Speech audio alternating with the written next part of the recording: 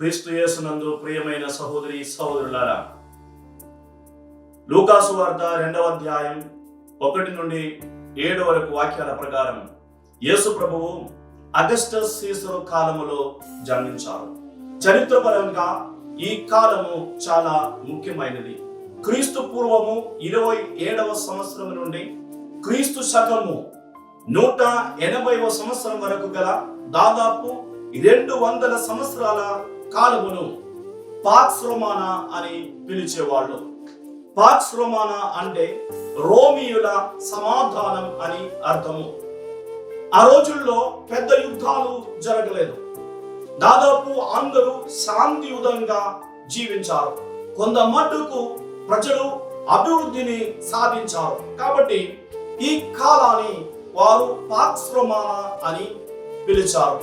కానీ వాస్తవానికి ప్రజల మనసుల్లో నిజమైన శాంతి ఉండేది కాదు.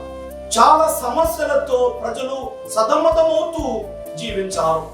పైన సమాధానం కనిపించిన లోపల చాప కింద నీరుల ప్రజల మనసులో అశాంతి పెరుగుతూ వచ్చింది.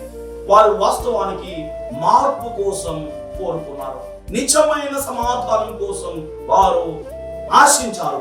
ఈ సందర్భంలో యేసు ప్రభువు సమాధాన రాజుగా జన్మించారు. రోమిలకు సాధిపడినటువంటి కార్యము యేసు ప్రభువు సాధించారు అని మనం గ్రహించాలి. రోమిల ప్రజలకు నిజమైన శాంతిని ఇవ్వలేకపోయారు. అటువంటప్పుడు నిజమైన శాంతిని ఇవ్వడానికి యేసు ప్రభువు జన్మించారు. యేసు ప్రభు జన్మించినప్పుడు తూర్పు నుంచి వచ్చిన జ్ఞానులు యేసు ప్రభువు ఎక్కడ జన్మించారు అని అడగడం ఒక గుర్తు. నిజమైన సమాధానం ఎక్కడ దొరుకుతుంది, నిజమైన శాంతి ఎవరు ఇస్తారు అని ఆలోచిస్తున్నటువంటి ప్రజలకు సంకేతము వారు. ఆ తరువాత యేసు ప్రభు దగ్గరికి వారిని నక్షత్రము నడిపించింది. ఆయన దగ్గరే నిజమైన సమాధానం లభిస్తుంది అని అర్థము. ఈ రోజుల్లో కూడా మనం ఇటువంటి పరిస్థితులను ఎదుర్కొంటున్నాము. ఒకవైపు అభివృద్ధి కనిపిస్తుంది, కానీ మరోవైపు అశాంతి ఉంది. నిజమైన శాంతిని యేసు ప్రభు దగ్గర మాత్రమే మనం కనుక్కోగలుగుతాము.